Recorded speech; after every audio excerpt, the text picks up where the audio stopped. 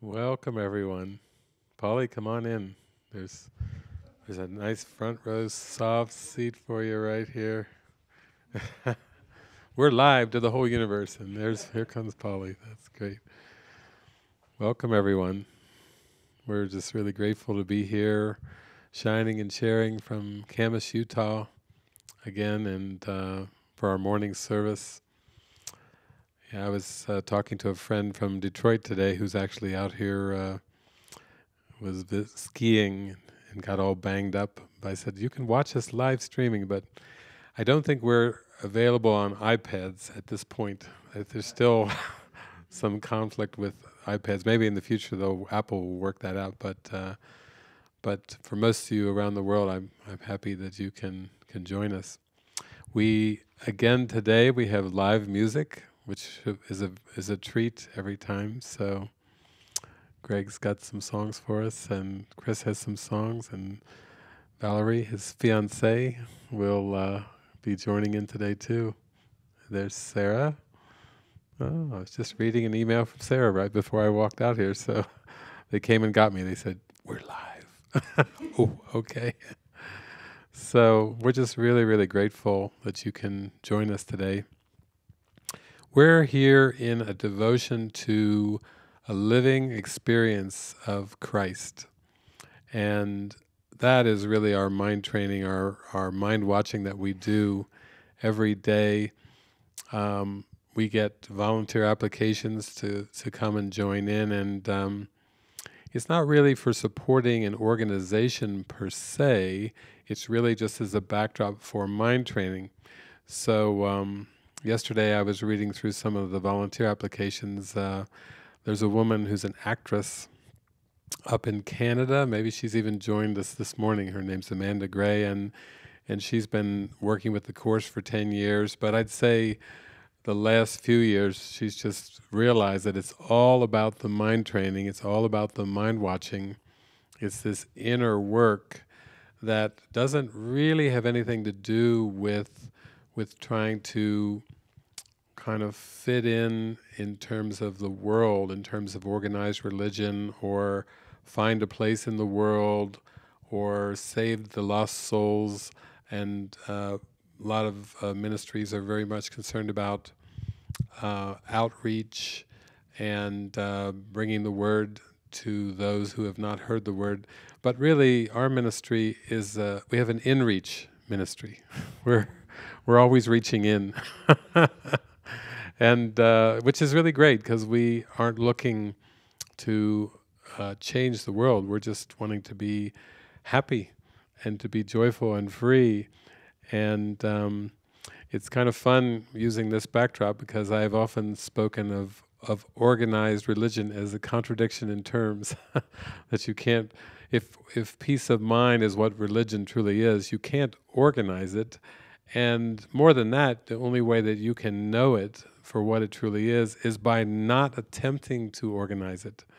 So it's beautiful that we can kind of show up here and let the Spirit use the symbols of the world very lightly.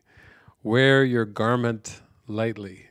Let your garment of the symbols of the world rest loosely on your shoulders as you kind of frolic and glide around the world and make a joyful noise unto the Lord.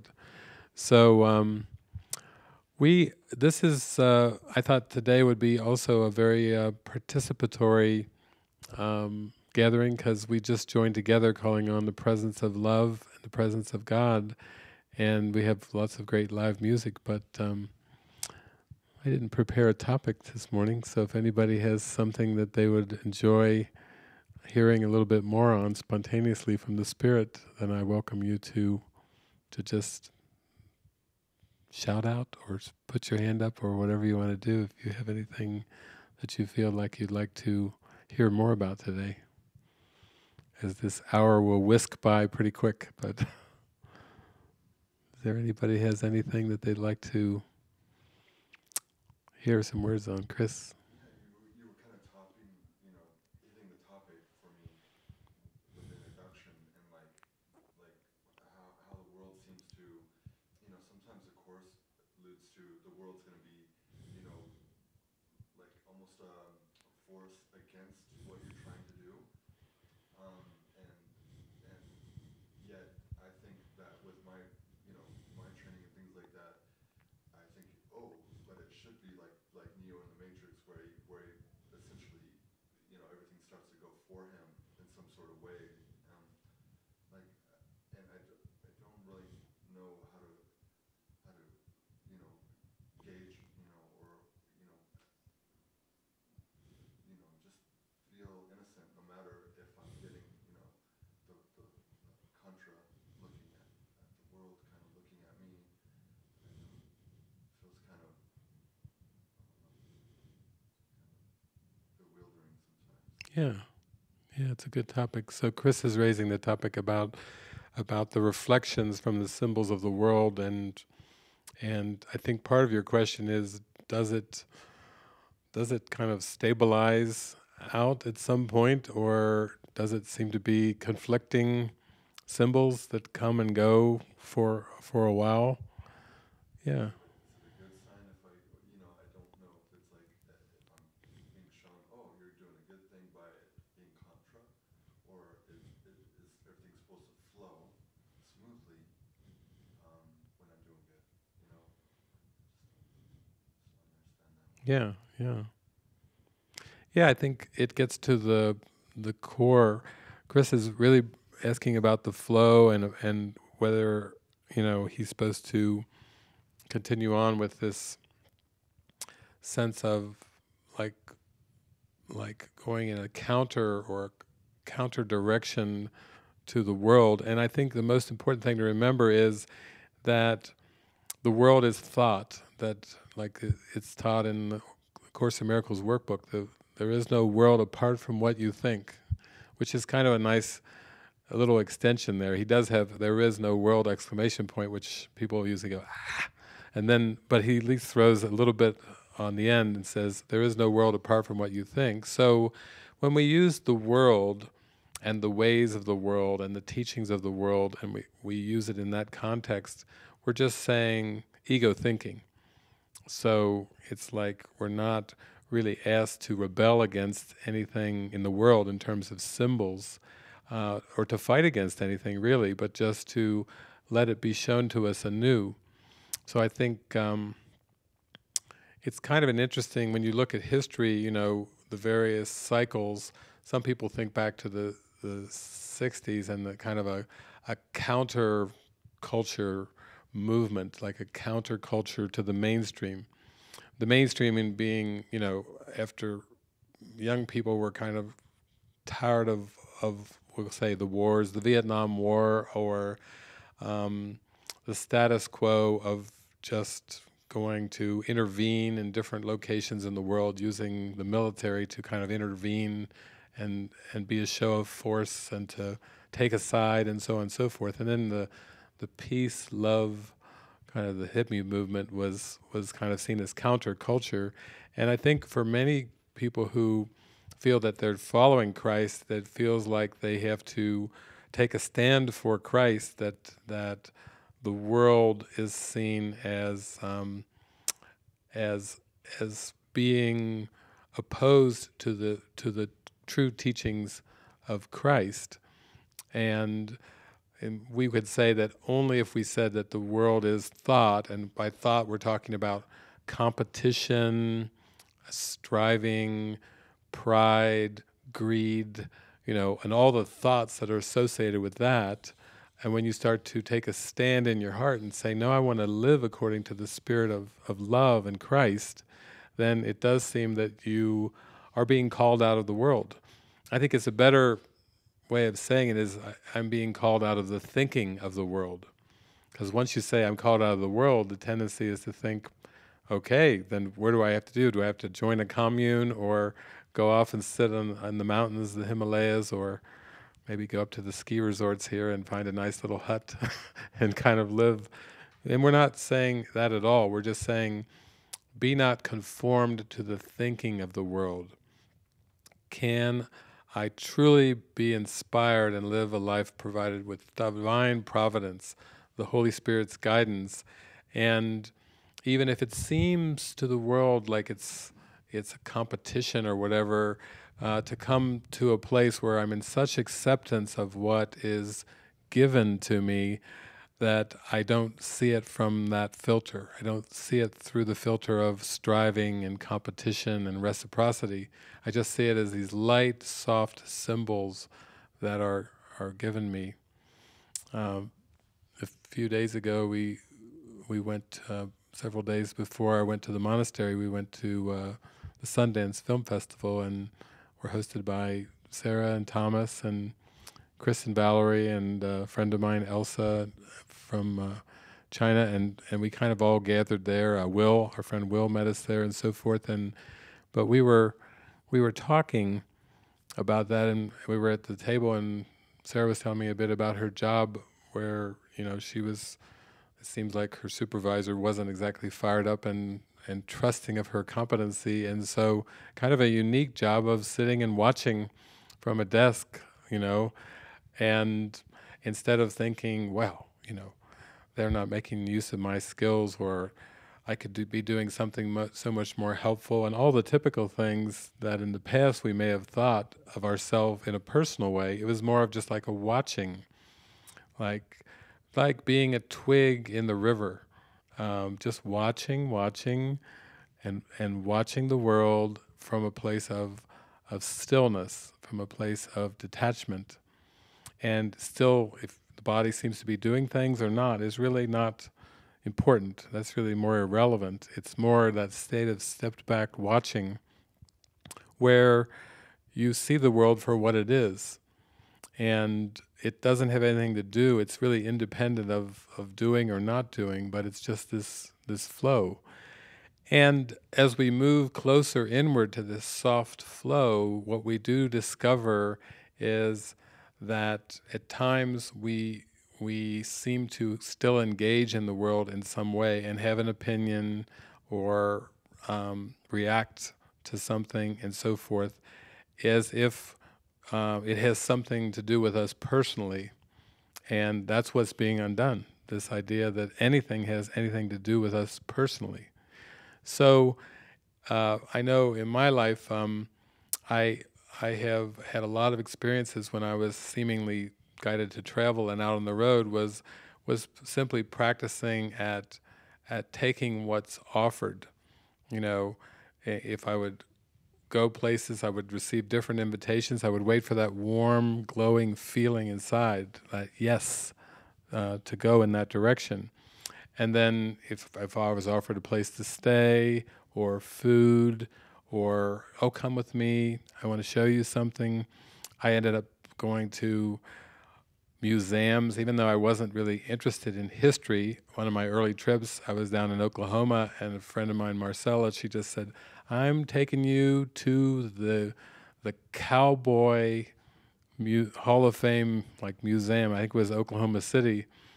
And so I got to go see Roy Rogers, all the different things and all the things and this and this. But it's not like I had an interest in history or an interest in knowing the history of cowboys, but I was enjoying the holy encounter. And I was just going around like a twig in the river, just flowing in joy with accepting all these joyful invitations, knowing that it was about the joy, and it was about this feeling of connecting in my heart and watching, and not thinking that it had anything to do with the form. A lot of times I think when people get into spirituality, they still have preconceived notions of what that means and how that needs to look. And still this thing will come up like, well, I got to be spiritual. Spiritual? We're all spirit. I mean, we shouldn't have to try to be spiritual if that's our very nature. It's more just noticing everything that comes up where we feel a sense of awkwardness or conflict or confusion or doubt, and then really just taking a look at it and seeing that that's not who we really are. Another thing is roles. It seems like the Spirit gives us stepping stones, self-concept roles as we move along, because we need that. We're coming from a self-concept that's filled with roles, and we were being carried to a state of mind that you might say our only role is forgiveness, or is the quantum field, and that role will disappear in the end as well. But we need steps along the way. So our feelings are the barometer. When we feel a bit awkward and a bit strange, then there's an opportunity for healing. I know this morning I clicked on there and they had some different photos from I guess it's called Occupy Wall Street, and there was a group in Oakland on the steps of maybe the courthouse or something that was burning an American flag, and then you could see people pleading there, don't burn the flag, and some that were happy to be burning the flag, and then they had a police officer stomping out the burning flag, and it was like this big thing, and this was supposed to be a protest. Obviously, there was protest, and they had police in their gear with their clubs and their headgear and everything like this. And the whole idea of protesting against something is like taking a stand and saying something of the world is not right. And what we're learning through forgiveness is it's okay to have values for peace and harmony and love and joy. It's okay to realize that greed is not something that really serves you, but as long as you're seeing it in the world and you think you have to do something to fight it, then that's what needs to be forgiven, the idea that it's outside. If you feel greed and you go, ugh, geez, possessive and tight, I want to feel like a tightwad, you can give the thoughts over to the Holy Spirit and be free of it. Whereas the world would say, there are mechanisms and institutions and people and organizations that are greedy, and then you end up fighting against a projection and not seeing that it's just a projection coming from your own mind. We could say the ego mind. It doesn't have any validity in reality. So that's why instead of Occupy Wall Street, we're talking about occupy your heart with love. What are you doing today? I'm going to occupy my heart. I'm going to stand in alignment with the truth. I'm going to stand in with the love of Christ within and shine that and radiate that to the whole universe without feeling I have to go against something. And that's really what the practice is. I had a friend contact me from Spain recently who is doing a divine providence experiment for the last few years, and mostly she just has all kinds of miracles and synchronicities and is perfectly taken care of. She said she started off in San Diego, California, and now she's over in Madrid, and her name is Elizabeth. And she said, but every so often she finds herself cold and hungry and homeless and outside on the street at 2 or 3 in the morning going, am I doing something wrong? I thought he would go before me, making straight my path and leaving in my way no stones to trip on and no obstacles to bar my way. And so we had an interesting Skype chat, where it was like, I've had times in my life where I was out and about or up in the middle of the night or so on and so forth, and the temptation is to have some thoughts come up and go, oh, mostly good, but what about this one, this and this, and then I'm oftentimes reminded of that workbook lesson in the Course where it's put to the reader, who walks with me? Who walks with me? This question should be asked 1,000 times a day and 1,000 more. Who walks with me? It's the way, we could say, of undoing the authority problem of believing that I can author myself as a human being and have a separate existence from God, which is a real strange proposition. talk about fiction. It's stranger than fiction. It's very strange for us not to know our source. And the way out of that is, instead of like getting in the blinders of the human condition and thinking, uh-oh, this looks like a pretty dire situation that I am in, it's to come back to who walks with me? Who walks with me? Some of you have heard a bit about Peace Pilgrim, because Peace Pilgrim lived a pretty ordinary life as far as describing human terms, and then when she got to an age where her hair turned white, that's when she got her calling to just go shine and share love. And she walked tens of thousands of miles, day by day by day. She tended to walk in circular patterns around southern United States and through northern United States and Canada, but she did these gigantic loops of walking around the United States and North America, pretty much with the seasons. So she was, during the winter months, she was down in the south, so she could be out and meet people, and it wasn't so cold. And then during the summer months, she tended to walk in the cooler north and circulate around like that. But she would occasionally find herself in a bus stop, a train station, something like that. Generally, she was just out in the open, under the open skies, most of the time. But whenever she would find herself in a shelter or a bus stop or a train station or whatever, she always would feel like she was there for a reason. She didn't haphazardly kind of walk into it. Like she was there with people to provide comfort and blessing. That's when she was around people, that's why she was there. So she would just be in a prayerful state, and somebody would inevitably come up and say, "Can I talk to you?" or "Could you help me out?" and so on and so forth. And she was used in that way. And that's the kind of mentality we want to get into, is what would you have me do? Where would you have me go? What would you have me say? And to whom? Make me a witness. Let me be of service.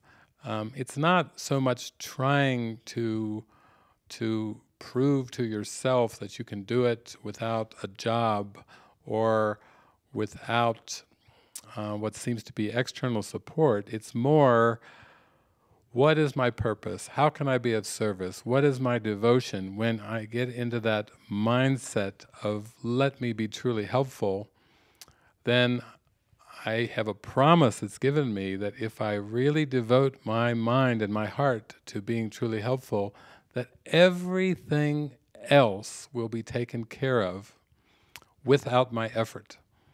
Isn't that cool? Without my effort. I don't even have to think about the logistics. I don't even have to think about the details and planning. That's totally a 360 flip from the world, which is saying, oh, take care of all the details first. And maybe if you have a little time left, you can rest for a moment. Then go and take care of more details. It's a total 360 flip from that.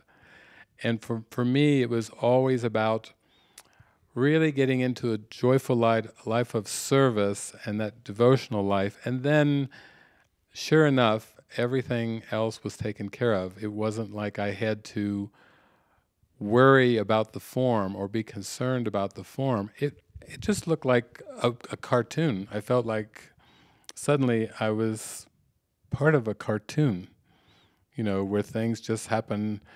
And that's the way fairy tales are. You never see Cinderella struggling to find her cell phone, or running out of minutes, or it's just those little things that make up the everyday life, and the details of the constant effort to really pay attention are not in the fairy tales. They have much more grand purposes and lessons to teach, but not those kind of things. And you could say that we have a grand lesson to teach with our life, and that the most amazing thing is that if we really give ourselves over to that absolutely, without exception, everything else is completely handled, completely. it seems very magical. It seems very much like a fairy tale. It seems more like a parable and a story than it does seem like an actual life, as the world would call it that. So, there's a part in the Course, in the text, where it's pretty late in the text, where Jesus says, in this self-concept versus self section, he says, the role of the accuser will appear in many forms, and it will seem to be accusing you, but have no fear, it will go at last.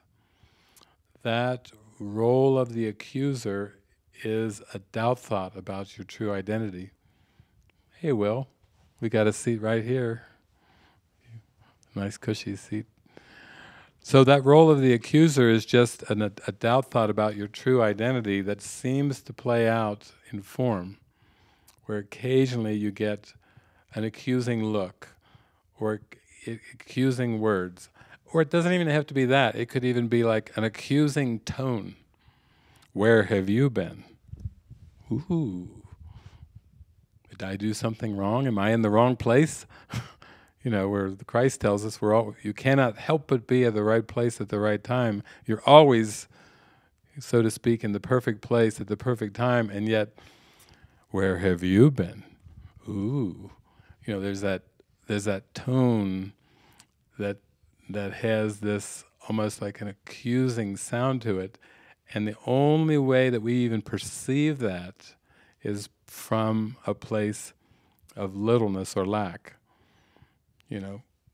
Somebody could say that to Jesus, where have you been? It's like, where I've always been. It's like, it's just, there's a lightness there, like almost like, who do you think you are? And it's just like a very natural flow of, oh, I am the way, the truth, and the life, of course, naturally. Some of you might remember that song. I think it was Gilbert O'Sullivan or something. What, alone again, naturally, is more with Jesus. Is I'm one again, naturally. It's always one, always just innocent, always light, playful, joyful, naturally. That's the natural state. So, yeah, it's good to you just start to see everything is a lesson in relaxing, in trusting, in being aligned, and more you start to see that that's the only lesson. So if there's any kind of discomfort, anything seems out of sorts or a little bit off or something like that, then you can just gently turn it back in. It's like, oh yeah, who walks with me? Ooh, I forgot a moment there, but who walks with me? The presence of God, the Spirit, the Holy Spirit walks with you, and that is what the grace is. And you just keep a gentle tweak. Who walks with me? Who walks with me? Oh yes, thank you. That's right, thank you. And after a while, that practice just yields to an experience where you don't need to remind yourself with that little who walks with me. It just is like, it's who you are. It's your very identity, and the reminders and the vigilance and all the things start to melt away because they're no longer needed. And yeah, that's a beautiful thing. Thank you. After that, I feel like we're ready for some live music. Greg, would you like to come on up? Hope we've got 2 mics today. We're getting 3. we're getting really suited here.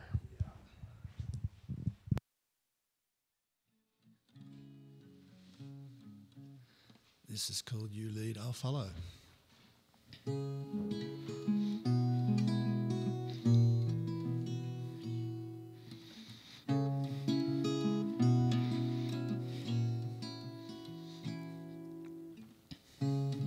You lead,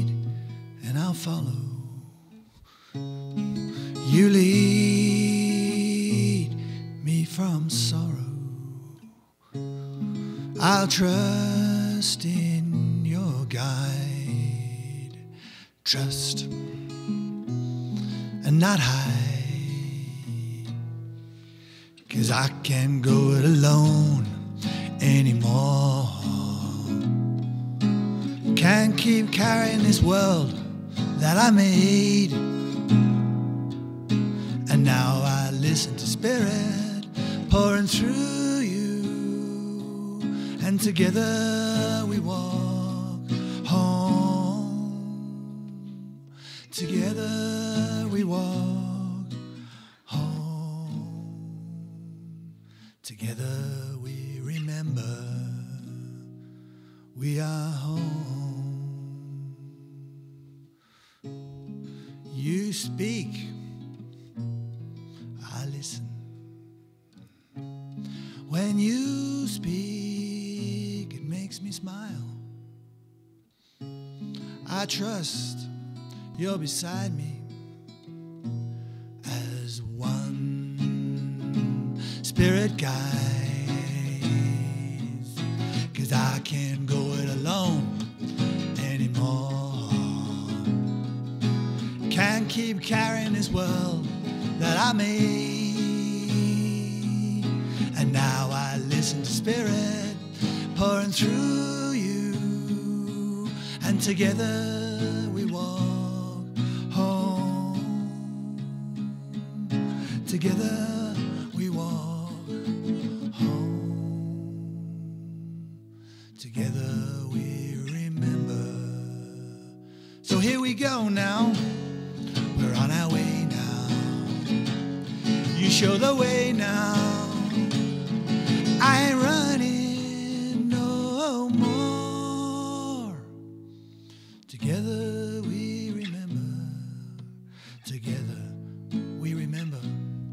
We are one.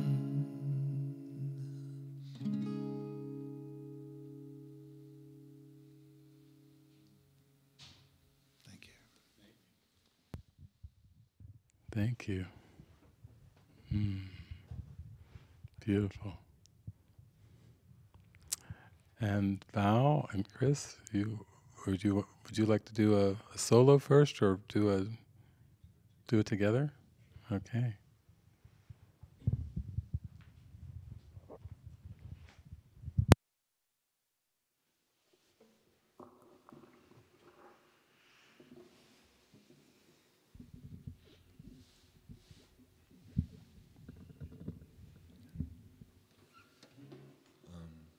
This is taken from the For They Have Come section in the course, chapter 27, transition. So, yeah.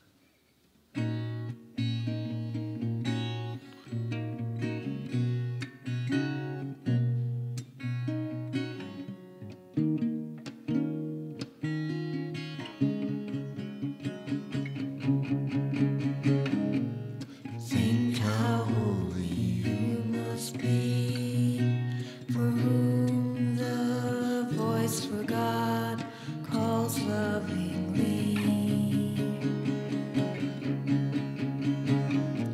Unto your brother that you may awaken in him the voice that answers your call.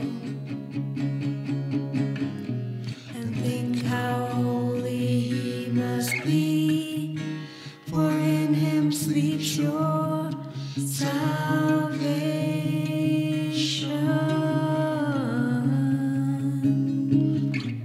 And with his freedom joined, God is in him.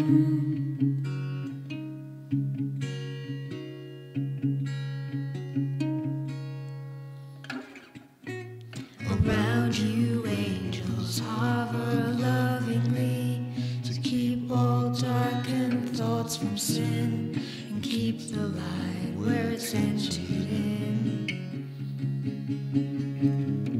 Your footprints lighten up the world, for where you walk, forgiveness darkness gladly goes with you.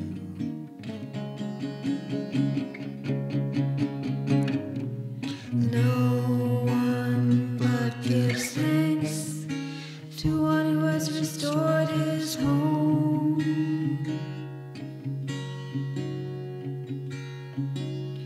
And sheltered him from bitter winter and freezing cold.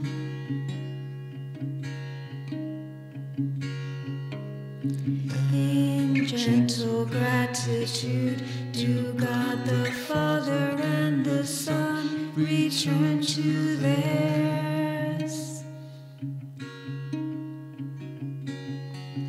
and will forever be, and will forever be, for they have come at last, and will forever be, and will forever be, for they have come at last, for they have come at last. Thank you.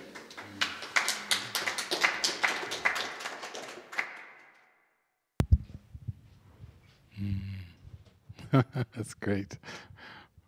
I raised the question, who walks with me? And the answer is, they have come at last. That's great, how that works.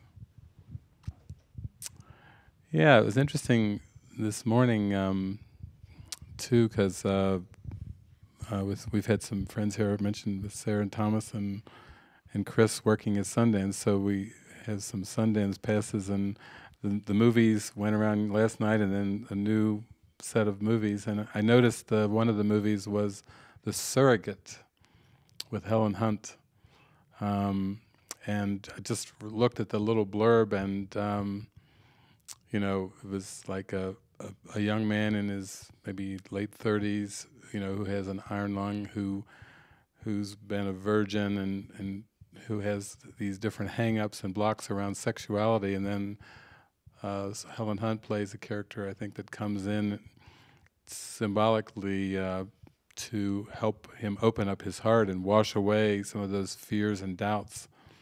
And that's, to me, I just was looking at that little blurb and I said, wow, that is such a context for how things are in this world, where we have a self-concept around a number of things. It could be around sexuality, it could be around a number of different things, but the Spirit uses the symbols of the world to soften up that self-concept, to make it more pliant, more flexible, less rigid, as we start to loosen up from the self-concept of the world that we've held, and our mind expands and our consciousness expands toward forgiveness, which is a much broader concept. So, to me, that the purpose behind such a movie seems to have healing as its purpose, where we tend to, from the past, think around sexuality in terms of rigid rules and boxes and constructs of what's good, what's right, what's morally good, what's morally wrong, all the different things that come in there, where there's just a lot of guilt and judgment. And then that's an example of sex surrogate or sexual therapy as an example of slowly loosening up from these old constructs. And that would be applicable to all of us. That's what's great about movies, that's what's great about these examples and witnesses we have of being able to loosen up from what we believe to be the truth and expanding into something that's more of we could say more of a reflection of truth, of just this heart-to-heart joining and heart-to-heart connection that is far beyond these kind of moralistic judgments of good and bad and right and wrong. When you work with the lessons of A Course in Miracles, you have those early lessons, Nothing I see means anything. I've given everything I see all the meaning it has for me. I do not know what anything is for. These thoughts do not mean anything. I'm never upset for the reason I think. You can tell the whole flow and the movement is like releasing the mind from these self-condemnations and self-judgments.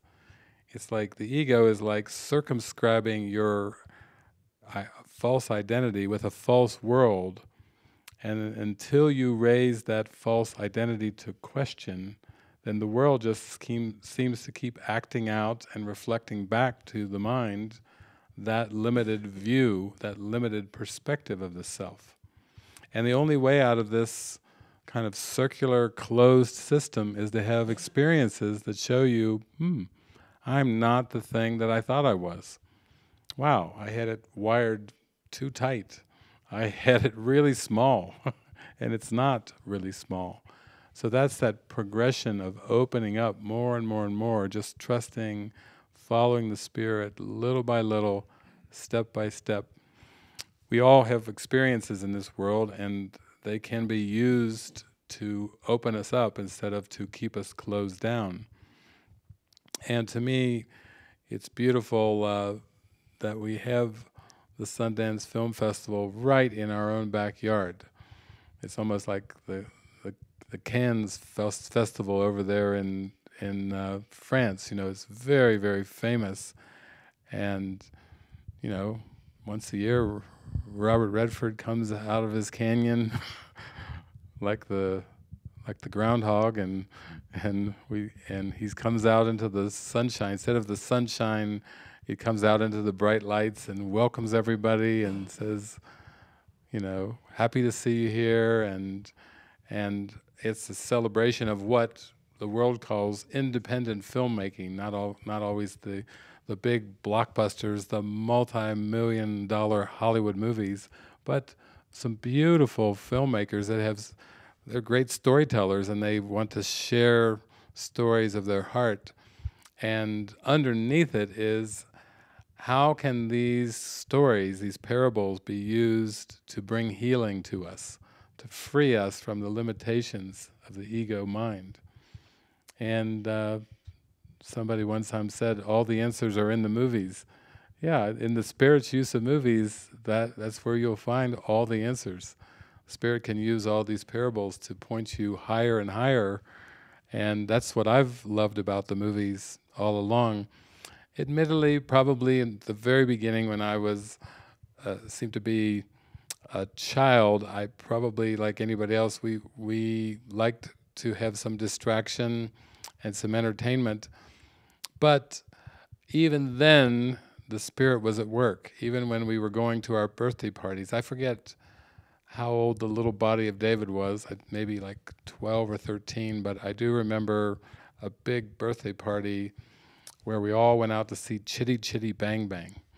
And we all were like, oh, at the end when Chitty Chitty Bang Bang went flying off into the sky, it was kind of like that moment in, what was the Spielberg movie, E.T., where the bicycles, all the police are closing in, there's nowhere to go except up, and all of the little kids with their bicycles, and E.T. in the little basket, so cute, going up into the sky. It's a transcendent moment.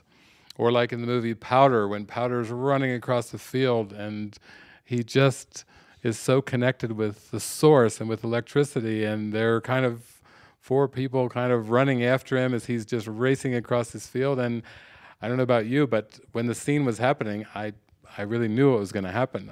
There's only one way to go at that point of the movie, and that's up. You know, that is transcending, that is going up. So I do remember, you know, I have some memories of cutting the cake and the icing, and Mom and Dad and all my friends around me, and blowing out candles, and all going to the movie theater to see Chitty Chitty Bang Bang. Oh, oh, Chitty Chitty Bang Bang, Chitty Chitty Bang Bang, we love you. How many decades ago was it? And Chitty Chitty Bang Bang, Chitty Bang Bang, dun dun dun, Anywhere we go. Da-da-da-da-da. Chitty, bang, bang, chitty, chitty, bang, bang. Our one for a friend, fine for a friend, friend. Bang, bang. You know, it's like here it is, years later, and I still feel that feeling of having a birthday party and watching Chitty Chitty Bang Bang.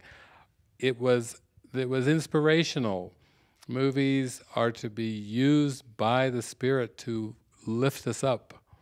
Like Joe Cocker said, love lift us up where we belong. You know, lift us higher. Let us soar, you know, in consciousness and awareness, where we belong, where we've always been. And to me, that's what it's about. That's what this ministry is about. This ministry is simply an expression. You know, we sit around the room and we're sitting, it's maybe 19 degrees outside with icicles hanging down, but we're in a nice, comfy, cozy place with warm lights all around us, and I see 1, 2 guitars, live music to inspire and bless us. Right where Jesus is over here, that's actually a movie screen. He comes down to watch us from down at the fireplace as we put our whatever matrix, or I heard last night I was working on the web and I could hear The Kid with Bruce Willis, great classic movie of taking the projections away from the world and going through that inner healing and coming to a place where past and future all meet in a glorious synchronistic experience, and we're lifted up. And yeah, it was some of the stuff that's been going on with Demi Moore lately. I said, "Oh, Bruce, they should all sit down and watch The Kid." Forget about Ashton and Bruce and Demi and all kinds of struggles and weight struggles and all this and this. Just, yes, that moment of joy where we start to see that it's all simultaneous and that it's always been simultaneous. And this whole drama storyline was just trying to distract us away from all the love that we share. We just share so much love. So, okay, well, I think we're ready for another song. Our hour goes by so quick here. We stream along and it's a blink and it's gone.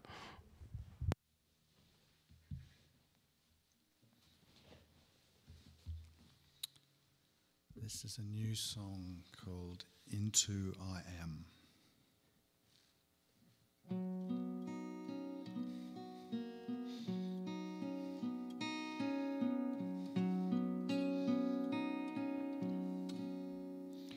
What a conundrum, doing the humdrum, the day in, day out. What's this about? Going 10 to the dozen, with no time for loving. Barbed wire canoe, projected on you. Well, I seem to be dreaming, a way out I'm scheming, but am I the thinker that's wearing the blinker? And who asked that question? I need a new reference, an impartial voice. Purpose is my choice, and I jump out of the fire and into I am. Out of the fire, 'cause it is God's plan. Higher and higher, going vertical. I reach higher and higher into I am. Now, wow, what else could there be? This Gregory owl, a facsimile. Time equals fear, no far or near. To eke out a living is to forget the giving. Oops, a daisy, I thought I was crazy, but these are just thoughts, what ifs and I oughts. I'm just watching a parade, a dreamer that I made. Enough, this is silly, and dreams can't fulfill me, and I'm out of the fire and into I am. Out of the fire, 'cause it is God's plan. Higher and higher, going vertical. I reach higher and higher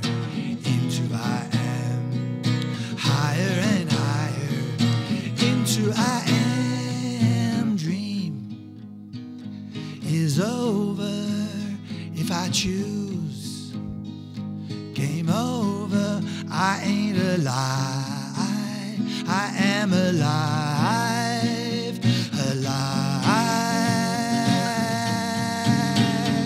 And I'm free to start over if I choose. Game over, I am alive, I am alive, alive. Yeah, yeah, yeah. The light of my mind, yeah. And I'm out of the fire and into I am. Out of the fire, 'cause it is God's plan. Higher and higher, going vertical. I reach higher and higher into I am. I reach higher and higher into I am.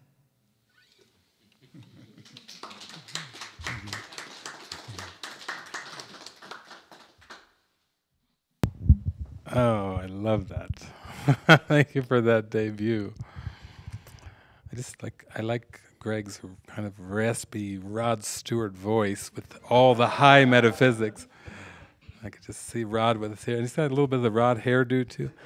Oh, wake up, Maggie. I think I got something to say to you. You're still the Christ and you've always been. You know. Oh, you just wish Rod would have come all the way through with the lyrics, you know. So, okay, Chris, we're zooming along here in our hour here. We're ready for another song.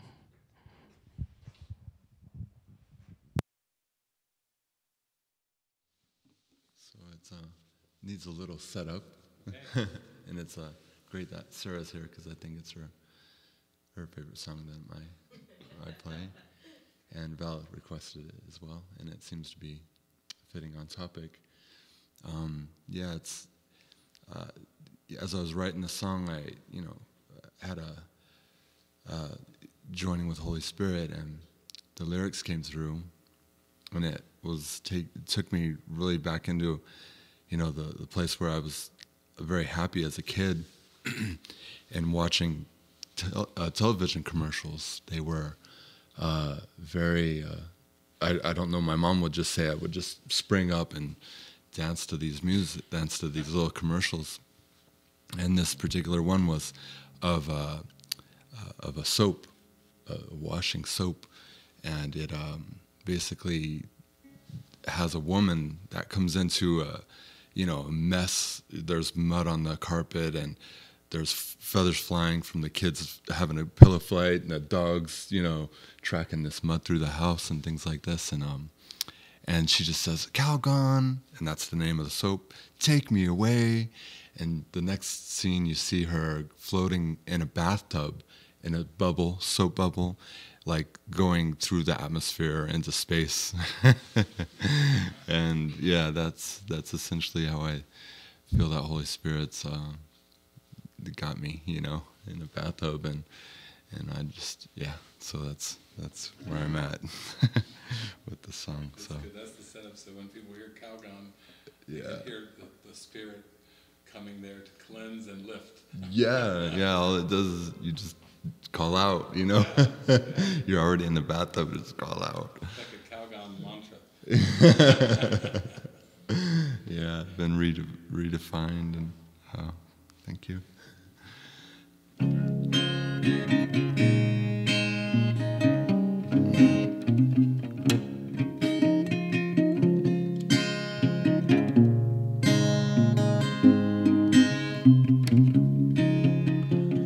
Hey, I wish you stayed. It doesn't matter that I wish you would stay. If I tried to grab you, you disappear like you've done before. Now learn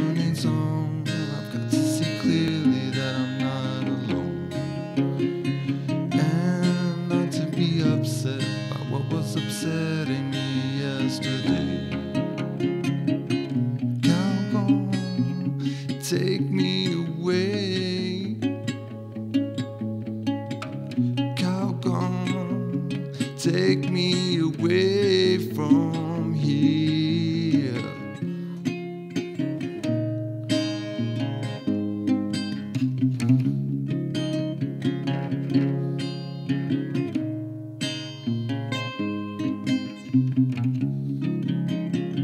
Pinch me, I think I'm dreaming. The joke's on me, now I'm the only one.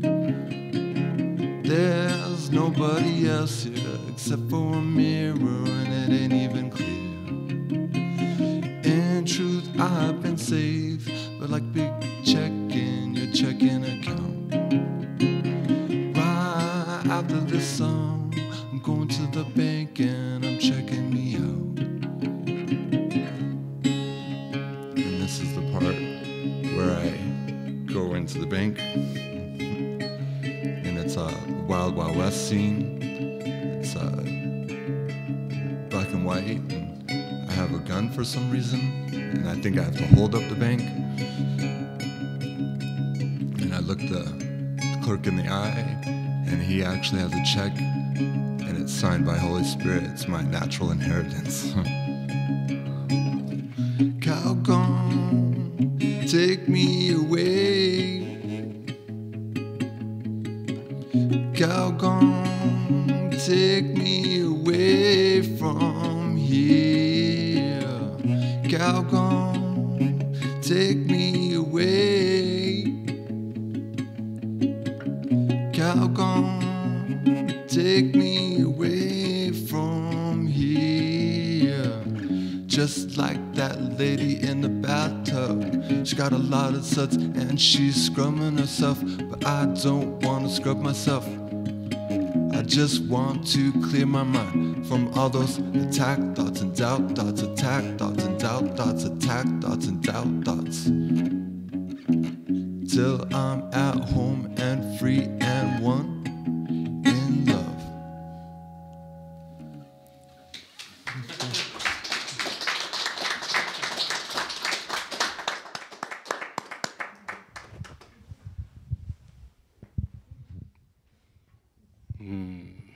Cow gum. Some of you remember my initial Peace House in Cincinnati, Ohio. Charles, and a number of you were there, but yeah, it is in a place called Spring Grove Village, or Winton Place it was called before. But yeah, what's famous about just very short distance from where my initial Peace House was Procter & Gamble. So, and I always loved the story. Some of you have heard about Ivory soap, this white, beautiful white soap, and it's 99 point something % pure, and it floats. Most soap sinks to the bottom when you're in the bathtub, but this stuff floats, and it's white. And how it was invented was somebody left the machine on too long, and this is what came out. But it's just always been a great reminder. So I don't know if Calgon's made by Procter & Gamble, though. It's soap, though. It's bubbly, yeah. Well, it's just great being with all of you, and it's always great to share this hour. It just really goes by super fast. But it reminded me of something from the Course. Jesus is saying there's one thought that should be remembered throughout the day, and it's just a thought of total joy. And we want to keep that experience of glee, of lightness, of playfulness. You know, we're here to experience that there's really nothing to take serious in this world. And the world and the thinking of the world has its own kind of generated happiness of things you're supposed to be happy about, and then there's things that you're not supposed to be happy about that are very serious, and that you should, wear a dark face when these things are present. And what we're realizing is, as we go deep into our hearts, that there's nothing to take serious, that this world is meant to be like the Carol Burnett show.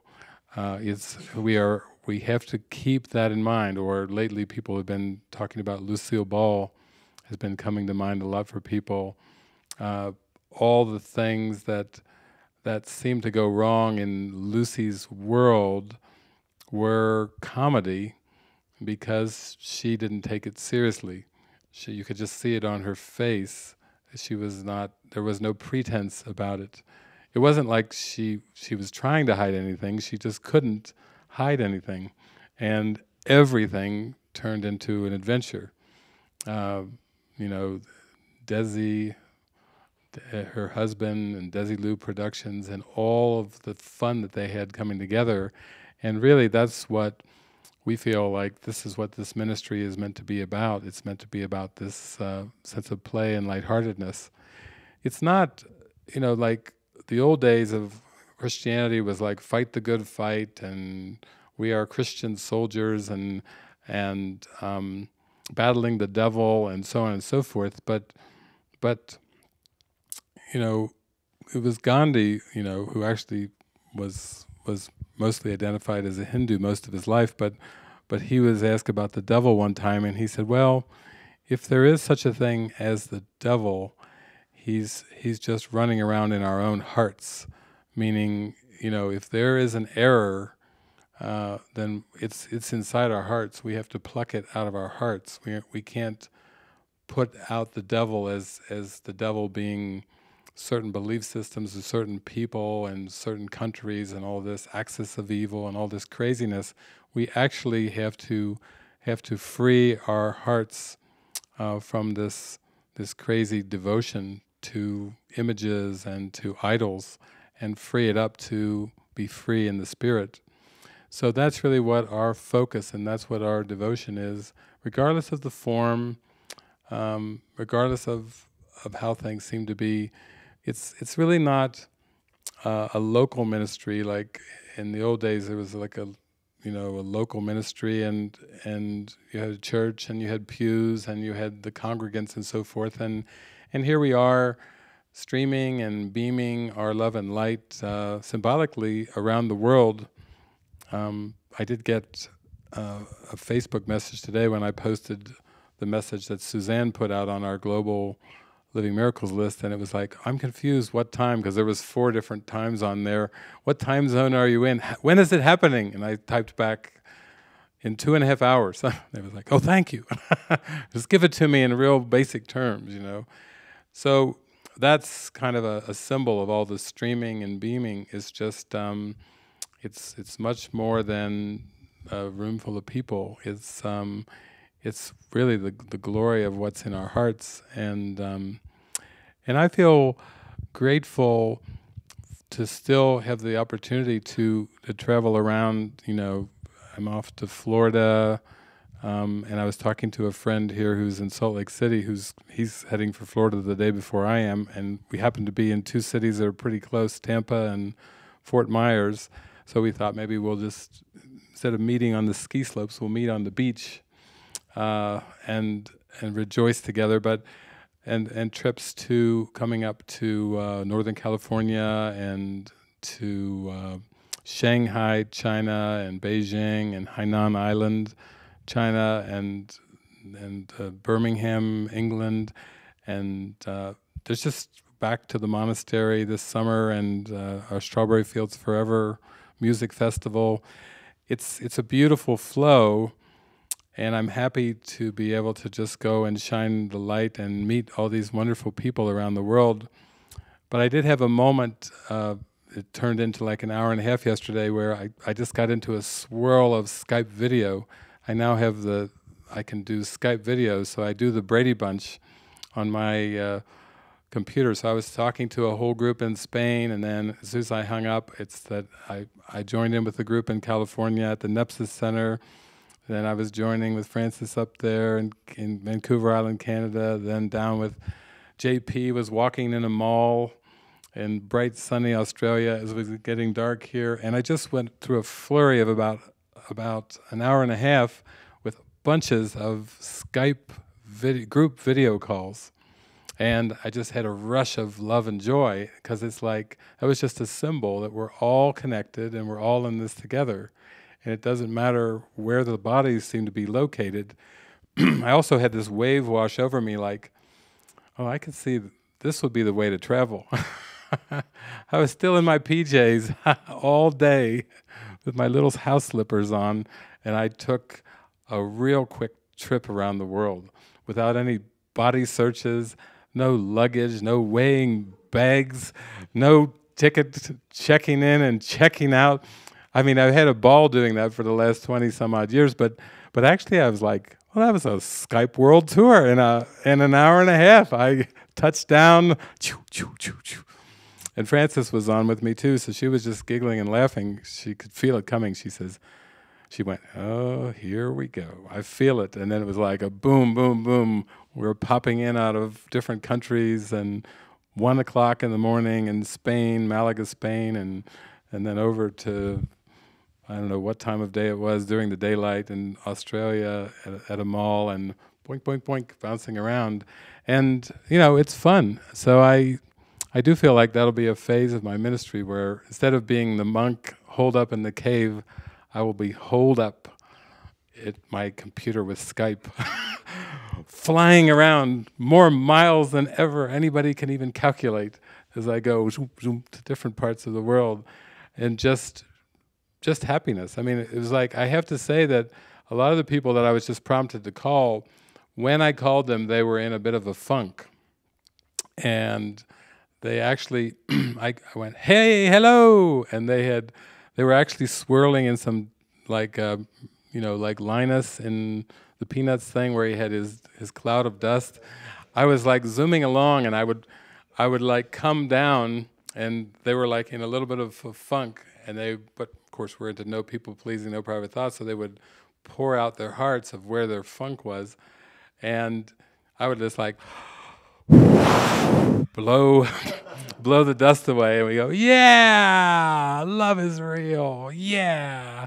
Then I'd go flying to another part of the world, and then blow the dust away, and yeah, love is real, rejoice.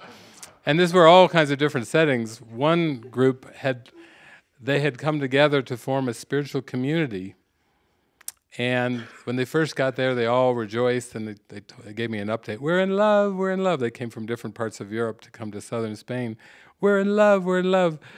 I came in there last night. It was like 1:15 in the morning, all these kind of somber faces. They said, well, we had a really intense expression session today, and we all walked out on each other. We walked out. We could not stand to be in the same room with this group of people. We're just here to try to start our first little spiritual community, and we were going so well. Everything was going so good there, and then we had some kind of expression session, and they literally walked out. And it was beautiful, though, because they came back, and they still were talking it through at like 1:15 in the morning, when I happened to call in and go, and we rejoice that love is real. Love is real. Again, the Christ prevails. Always the Christ prevails. That the doubt thoughts cannot stand the light of truth. And all you have to do to stay in this awareness of the Christ is do the gardening in your mind, do the weeding. When those doubt thoughts come in, hold them up, and really be firm, be vigilant that this does not really belong in my holy mind. This doesn't fit.